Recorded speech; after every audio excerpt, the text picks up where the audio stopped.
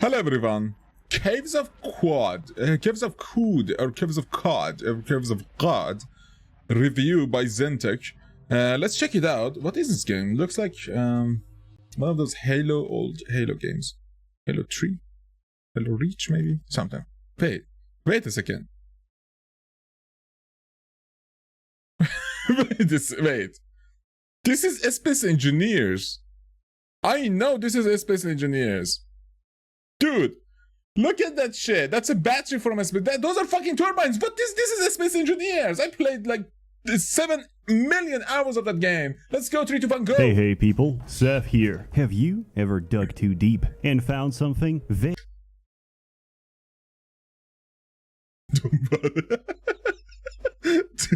D. What is in D? Oh god. Don't want you to know? Sandy Loam. Who is she and why can't I reach her? Have you ever fallen out with someone and restored your friendship using quantum entanglement to retroactively rewrite history and save them from a car crash that never actually happened? Have you ever wanted to skip a lifetime of formal education just by cooking a banana and find What the fuck is happening? Have you ever had a fungal infection on your arm that, despite your best efforts, won't go away? No problem. Just cut it off. Then stab a syringe filled with anabolic growth hormones right into your chest and grow a new one. As you well know, mushrooms are a great source of protein. I just hope you're not picky about the origin of that protein. Everything said could be described as the raving of a paranoid schizophrenic, but it isn't. It's an everyday occurrence in the Caves of Quad, which I'm not sure how to say, so we'll just use the acronym instead. COC is like the negligent supervisor to a kindergarten daycare. When the kids ask him if they can collectively mutilate themselves in the sandbox, he doesn't say, "No, don't do that." He says, "Give it a try. See what happens." Caves of Quad is an open-ended sandbox is happening even? I'm still waiting for like a semblance of sanity. Sans. Oh, that's a good channel actually. Good reaction. Development. Despite this, it's entirely playable and extremely fun. Fun, which I define as I spent half a day with my screen looking like this, and I had to kill a man for his tattoo gun so I could drink the ink, pull the cord on a flashbang, and explode it into my open eyes. What? Why? Because in this game, that's how you cure monochromia. If pain and suffering are the extra edge to your enjoyment, you're gonna have a great time. If you're asking yourself right now, Seth, what the fuck am I looking at? It might not be your cup of tea, but I don't drink tea because they tampered my water supply, and ever since I started drinking from a public tap, I've been getting more and more. Okay, Felix. What the fuck is that? These are all traps. Oh my god, Alfonso, Felix and the boy girl, the trap girl. I mean, I'm not gonna call them traps because that's just nowadays in 2022 that's not the nice thing to say. Like you know, transgender or femboys. Let's call them femboys. Fuck, I don't even know. Okay, that's the girl from that coffee girl. Smile, trap. Yeah. Or of these androgynous body pillows. Let's be real here. Caves of Quad, Caves of Cud, cock, is not the prettiest of games. This is probably the only game you could get caught playing in the office and have your boss look at the screen and think, "Damn, my man's Excel spreadsheet looks fucked up." It's not. People probably think you're a fucking People probably think you're coding nowadays because even like PyCharm looks fucking colorful nowadays. Oh my god. Not a very visual game, even though there are some nice visuals here and there. You're gonna have to use imagination, and if you can't, take my word for it that this random collection of pixels is actually a small farming community. So, what's the story of Quad? I don't know. There used to be an advanced transhumanist civilization living on Quad, but they're not around anymore. Instead, we got mutated everything, from humans to trees, from pigs to chimpanzees. Everything thinks, feels, and the plants talk behind your back. Okay, wait a second, right there, From humans bro. to trees, from pigs to chimpanzees. Everything thinks, feels, and the plants.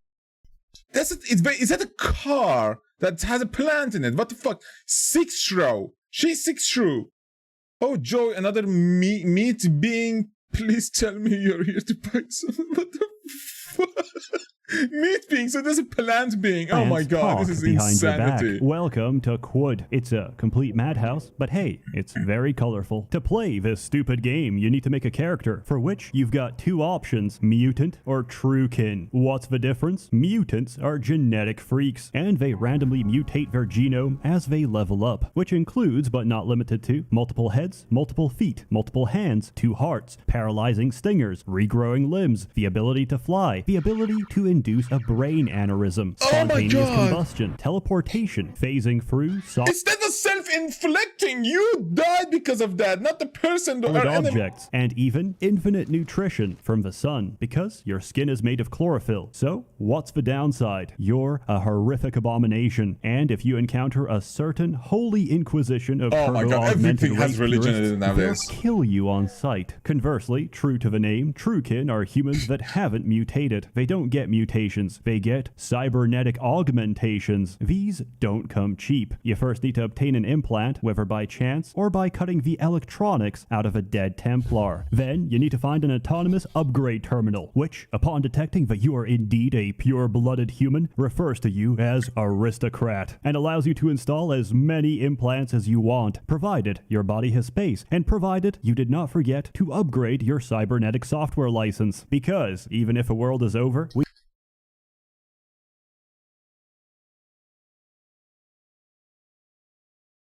Dude, do you know the role-playing community, JP, channel JP, they play tabletop games, like a podcast scenario, but they play tabletop on there. Go watch the IKEA. It's a role-playing scenario of IKEA, but it's called the IKEA. It's made by Crendo. It has 2 sections, the IKEA 1 and the IKEA 2. Basically, I think either this game's developer or Crender got their same fucking idea from that fucking game, because that game is literally this shit right here.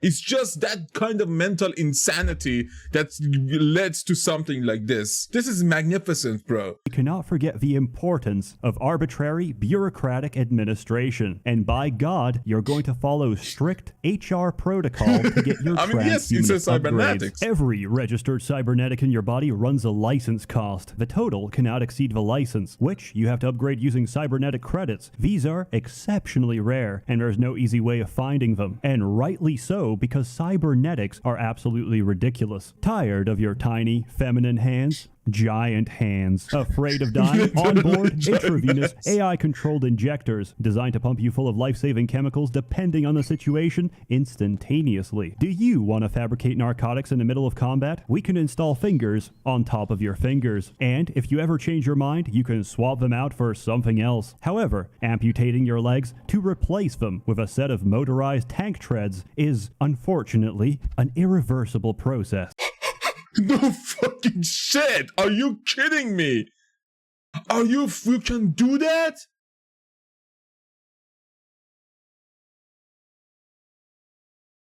Given whimsy, aristocrat, choose an implant to uninstall. You can't uninstall the mattress. Oh my god!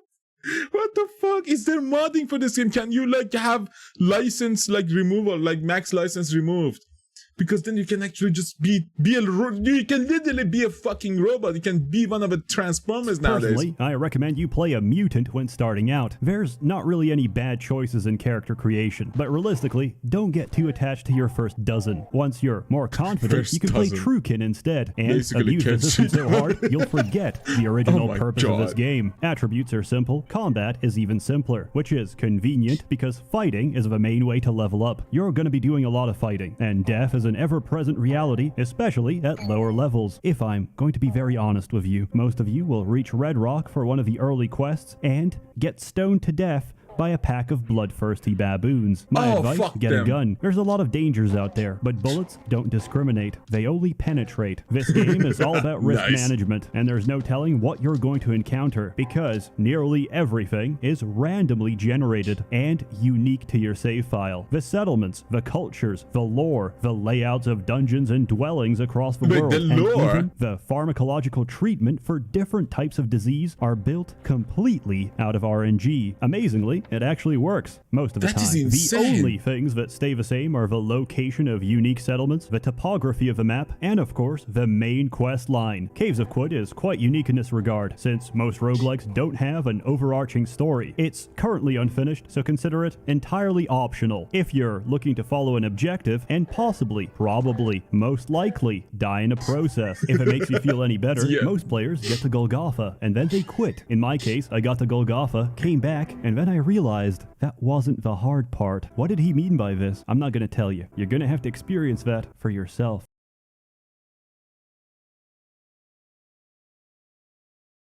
Wait, and how rare are antibiotics that you can't get rid of a... Like, I mean, antibiotics don't do shit for sore throat. Like, what is I it? It's like a realized that wasn't strep the throat.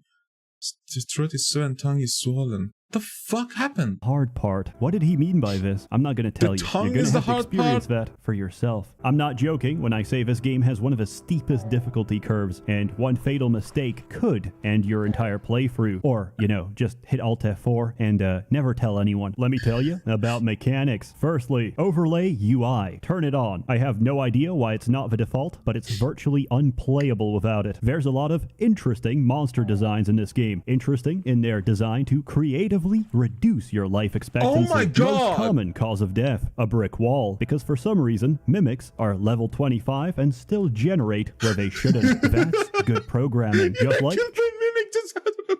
Wow. Jesus Christ. choosing Unity to be the basis of your sandbox roguelike. How about Rusty Sawblade that dismembers on every hit? I hope you have an extra head, because otherwise it's game over. On the bright side, equipping your severed face as a homemade facial accessory is both fashionable and attractive.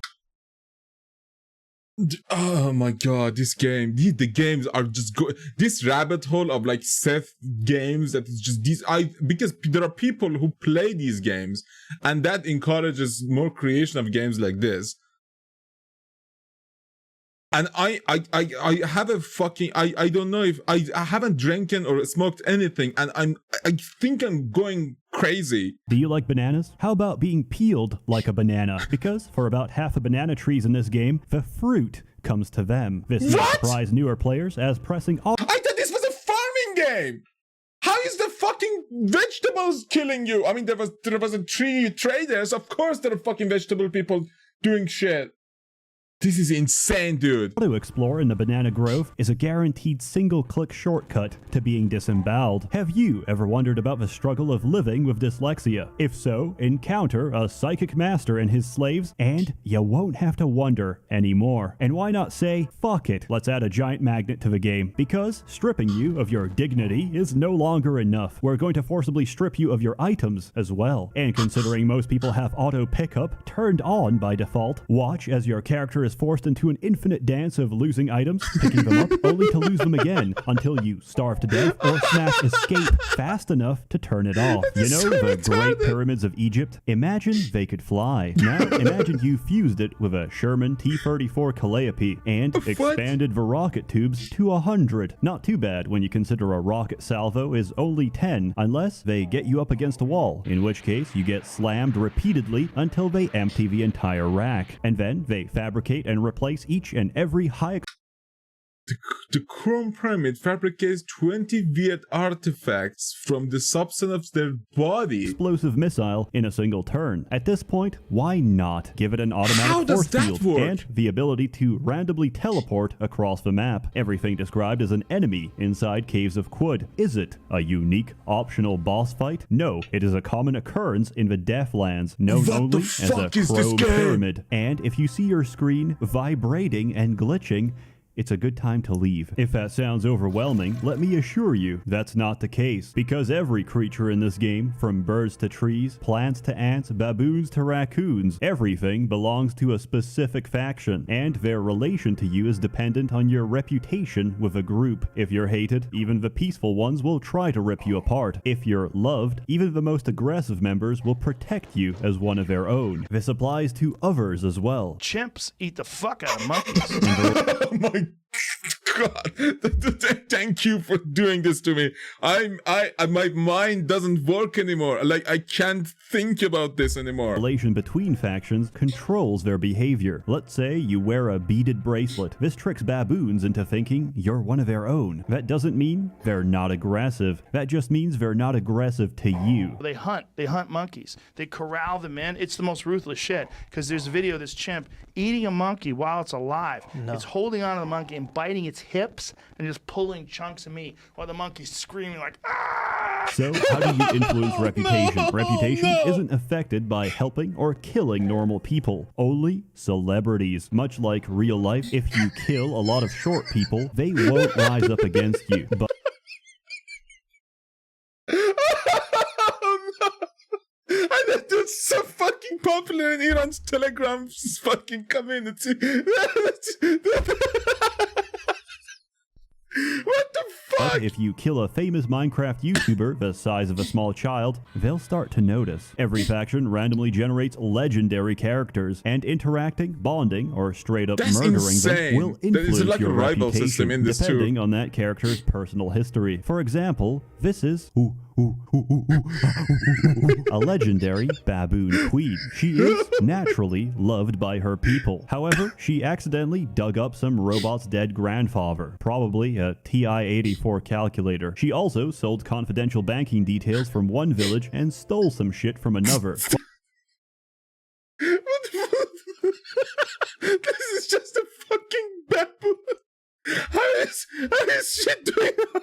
Quite understandably, these factions don't like her, and smacking her dead with a heavy branch would probably make a lot of people, excluding those that use shit as a projectile, incredibly happy. Ooh. Now, the most precious resource in Quad is water. There's not much of it around, so the act of sharing your water is one of the most culturally significant actions you can take. Your thirst is mine, my water is yours. Performing a water ritual will bond you together and strengthen relations. The factions that like them will like you even more, but the factions that don't will dislike you by association. However, sharing water with another only later to betray your brother is the worst crime you can possibly commit, and even the enemy of thy enemy will regard you, the kinslayer, with open hatred, as will every faction in the game. Of course, you can always use a Schrodinger's page. Remember, it's not considered historical revision when you're doing it with quantum entanglement. As briefly mentioned, water is the most valuable commodity. That's why we don't have currency. Water is currency. We don't go by greenback or gold. We go by water. And we trade it by the dram. 1 dram of water is approximately 1/8 of a fluid ounce, or about 3.6 ml. Jesus Christ! 3.6 milligrams? Like milligrams, yes.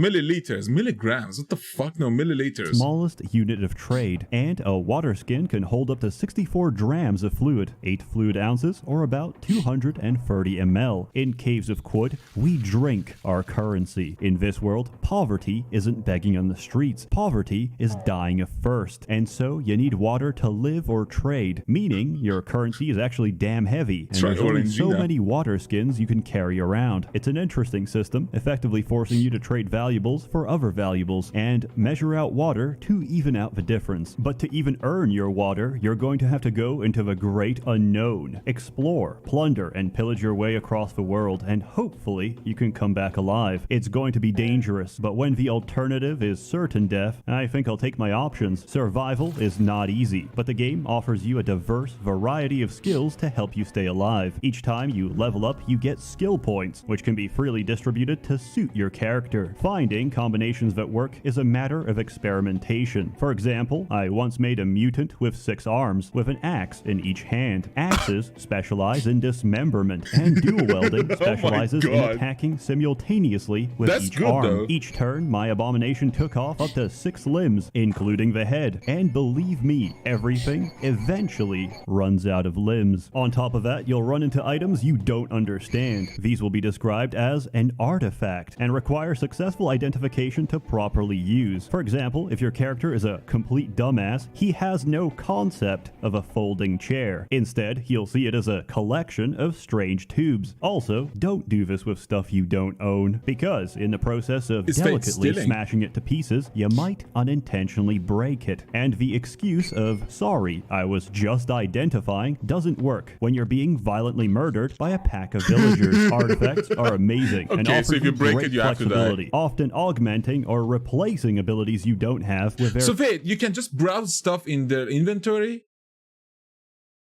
And you can try them in their inventory or like analyze them? What the fuck? Of strange tubes. Also, don't do this with stuff you has no concept of a folding chair. Instead, he'll see it as a collection of strange tubes. Also, don't do this with stuff you don't own, because in the process of delicately smashing it to pieces, you might unintentionally break it. And the excuse of, sorry, I was just identifying, doesn't work when you're being violently murdered by a pack of villagers. Artifacts are amazing and offer you great flexibility, often augmenting or replacing abilities you don't have with their mechanized technological equivalent. These include, but are not limited to, instant teleportation to any XYZ coordinate, biodynamic fuel cells powered by blood. I mean, how is that even a thing in the... I thought this game was about farming, man. What the fuck is going on?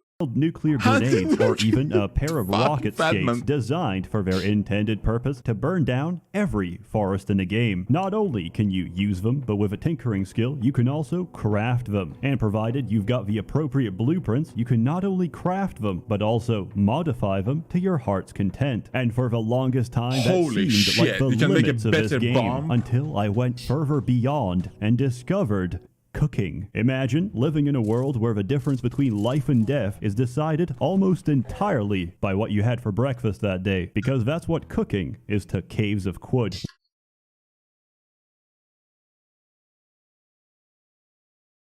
When everything is so mutated, even consuming the mutant will give you their properties, and adding more mutants to the dish will increase the possibilities of your ridiculous combination. For example, I can engineer a chance to heal to full health on any tick of damage. Then I pour acid on my feet.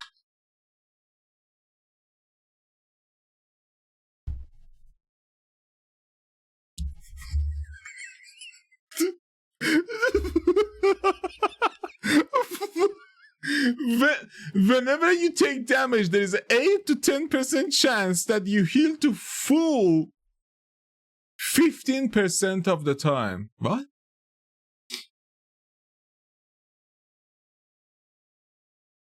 Whenever you drop below 20%, one of your negative side effects is removed at random. What the fuck is happening? So you just drop acid and go to full health randomly and become immortal. Or I can use a mental mutation to spawn a huge number of plants that explode when you step on them. Eat a gecko that gives me complete immunity like medical to fire, masochism or something. I don't know, bro. That turns the entire map into lava while leaving myself untouched. Or I could ask a gigantic sewer slug for his favorite soup recipe, drink it, and turn myself permanently into a gigantic sewer slug that stores, pressurizes, and spits entire rivers of acid. With all that knowledge, the only thing left is to go deeper. Many people go into caves and they don't come back. Usually they have stupid names like Nutty Putty Cave. A man actually died there. There's a mother out there that had to explain to her kids, yeah, your father unfortunately passed away in Nutty Putty Cave. Do you want that to be you? But I digress, because everything I've told you up until now has been the surface of Quud. What does that mean? It means I've played long enough to see the game for what it really is. A series of challenges that appear impossible until you realize every problem has a solution. And once the puzzle pieces click together, acid you'll reach spitting that and fucking full healing by taking damage? How the fuck? How can you even conceive such a thing? And then think about it to go and acquire it. Like, that is impossible. Dude, this is like RPG that like some dude who wanted to be Elon Musk but couldn't did. Like, this is insane, the level of insanity that there is in this. Entire system is, by design, designed to be subverted. The sandbox wants you to break it. It wants you to achieve your goal in the most creative way possible. Let me tell you about the real caves of quid. For a start, we need a lot of money. We don't have time to earn it, so we're going to print it. Welcome to the lava economy, because lava is extremely valuable. 1 dram equals 16 drams of water. Okay, Why? great. However, we can only store it safely inside a 1 dram glass vial. A water skin holds 64, but starts burning the moment you put it in. Previously, I could extinguish the fire caused by the lava by pouring water on it and leaving the water skin perfectly intact for me to sell. The developers patched this out and reduced the value of lava twice, but that didn't stop me. Instead, I streamlined the process. Shalom. Normally, fungal colonies produce lava, which is a good source of early money and parasitic infections, but their capacity is limited. We need industrial quantities. You need to find and identify a thermal grenade and a freeze grenade. Any generation works, but a Mark III is preferable. Next, we need bananas, either 6-day stilt or banana grove. Preserve it into sun-dried bananas, cook it, gain psychometry. Use psychometry to read the early history of every artifact in your inventory without paying for a data disk ever again. Get tinkering to level 1 so you can disassemble scrap and craft grenades. Go to the desert canyon, locate a nice pocket of shale rock. Quick trivia, what's the melting point of shale rock? About 1,000 degrees. Chuck thermal grenades in quick succession until it melts. Congratulations, we've just made lava. Fill as many water skins as you can hold and throw them far away. Now refrigerate them. Congratulations. The freeze one! Oh my god, that's human fucking intelligence, baby. I mean, I don't know, it's Seth's intelligence. Humans' intelligence don't go that far anymore. You have now freeze-dried your lava. Head back to town and buy whatever you want. With the Federal Reserve forever printing lava, we don't have to worry about money anymore. Next, we need to metagame harder. Liquids are important to this game. Liquids are vital. Liquids also mix together and get tainted in the process. Would you like it if a woman stepped in your bowl of cereal? Don't answer that. At the 6-day stilt, there's a merchant of interest. Fucking Nova probably liquids. Sometimes exceptionally rare liquids. He's going to be the catalyst to our success. But there's one problem. He's only one man. We need more. Have a look at my game. Now let's read the names together. Ichor Merchant. Clone of an Ichor Merchant. Clone of a clone of an Ichor Merchant. You get the idea. We're going to buy his cloning solution, pour it on his body, and watch him multiply. And then we're going to buy cloning solution from his clones to multiply them as well. Why? So we can buy more cloning solution to duplicate any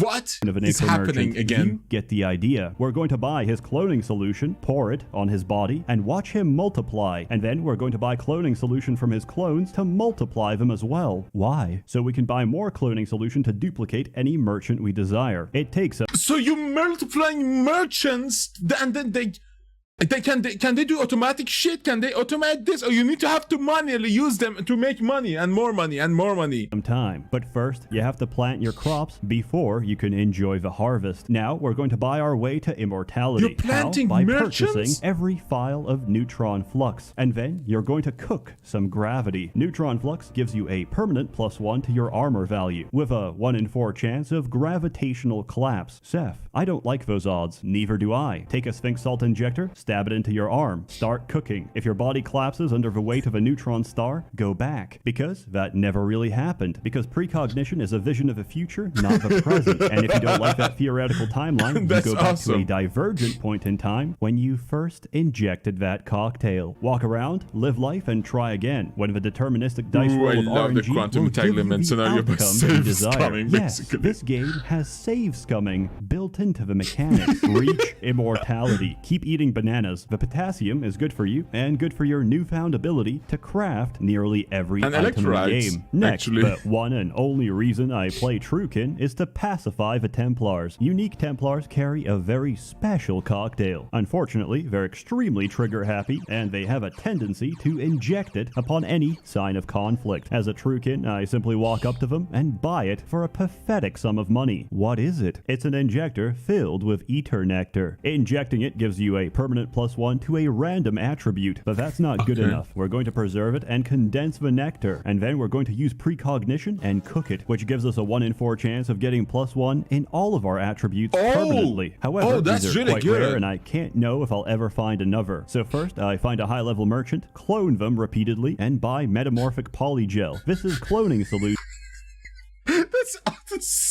That's so fucking awesome. I'm just imagining if you could clone your fucking, like the fucking merchant in the hub, like the basic merchant in the hub, and just keep buying all the building resources from that motherfucker. Like, you don't need to do anything ever again. For items. So now I can theoretically scale my character to an infinite amount of armor, infinite amount of attributes, and once I clone all the bookstores, an infinite amount of Schrodinger's pages that I can use to gain an infinite amount of reputation. And still, I get one shot by a fucking rusty. Remember that chrome pyramid I talked about? Previously, nobody actually knew how to deal with these until one insane madman EMP'd the force field, charged the chrome pyramid, and with a small flick of a blade, disarmed it. Yes, he ripped off the entire swarm rack. HE missile 90. That same swarm rack can be picked up and used. However, the average player can only hold a weight of about 300. Well, this thing shit. weighs 1,500. So we modify it, reducing its total weight down to 0. But at this point, weight doesn't really matter. With the exact same method, I disarmed every other robot in the Deathlands and used them to craft spheres of negative weight, allowing us to effectively roleplay as a high-speed missile launcher. But even that was still not enough. I was tired of paying for goods, so I stabbed a merchant with a love injector and robbed him blind. Then I stabbed a legendary bear, so we could improve human race relations by sharing honey and the location of local beehives. I also stabbed the Pope, made him follow me back to town, and watched as he started a race riot because his reputation. So you can basically mind control people into doing what their specialty is for you personally. With the unwashed masses was not very high. Instead, I wanted companions that don't murder everyone. So I sprayed sentience on a block of concrete and convinced the block of animated concrete to follow me into combat. I found out concrete is not only indestructible, it can also hold weaponry. Animated concrete. Equip Zetachorm halberd. Oh my god, this is insane. This is too much. This is too much even for a fucking smut. In its hands. Unfortunately, my companion died when I foolishly tried to slam through concrete using concrete. I broke a concrete wall. I lost a concrete friend. Aww. But none of what I said even holds a candle compared to being a high-level esper. Here's some examples of what you can do. Surround yourself with a permanent force field. Use instant transmission. Turn walls into lava. Turn brains into liquid using your mind from the other side of the map with clairvoyance. Dominate every merchant to give you their life savings. Dominate a domesticated pig. Put a nuclear warhead in its mouth and turn it into a remote-controlled suicide bomber. Split yourself into 7 identical copies with identical powers and turn the screen into a living nightmare. Use ego projection. Project your HP so high it doesn't even render in the UI. Die anyway. Reverse the outcome with precognition. Follow what. God, I love them. Okay, now that I know some of these fucking figures of speech, he just wants to confuse you now. Billion divergent timelines instead. Tap the mass mind. Pluck sentience from the universe. Reset your cooldowns and do it all over again. As you can probably tell, it was so damn powerful that the developers had to code in their own countermeasures. Now, the more powerful you are, the more others start to notice. Your psychic glimmer increases, and other espers will come to take your mind for their own. The attacks become so brutal, the burden of power so great, that you might even be tempted in your moment of weakness to eat a fuck ton of humble pies, because in this game, the bakeries are owned by Nietzsche, and his pastries induce ego death, but the player will forever subvert. So that you can remove the fucking suspicions of your mind powers by eating pie. The developer. Do you know how to end the pursuit? To stop the hunt? To escape? You have to accept first that there is no escape and allow yourself to be caught. And in the briefest of moments, you dominate your pursuer. No longer pursues Rook of the Veil. And kill yourself. Your old flesh is gone, but inside new flesh, your mind lives on. This game is truly exceptional, but it does Dude, that's some fucking Rick and Morty level of fucking bullshit. Like going to the mind of the other and then inject yourself to the other mind of the fuck. Have its problems. It's One, it's made on Unity. That's not immediately noticeable. But when a small cloud of gas accidentally falls down a pipe and has to generate 10 levels of dungeon for the sake of simulation, yeah, you're gonna notice. Two, sometimes an essential quest NPC contracts a fungal infection and is regrettably chopped to pieces. Sometimes the sandbox breaks and you lose your progress. The game practically expects you to use console commands to fix itself, so don't feel too bad about it. Free. Most of the game is randomly generated, but you can tell immediately if a character is pre-written, because the first Tumblr fursona you meet will give you an option to ask about her neon purple hair. Cute girl. And quirky way of talking. I like the writing in this game, but come on, disliked by the water barons for her queer appearance? Really? Maybe she just looks like shit. Listen. No.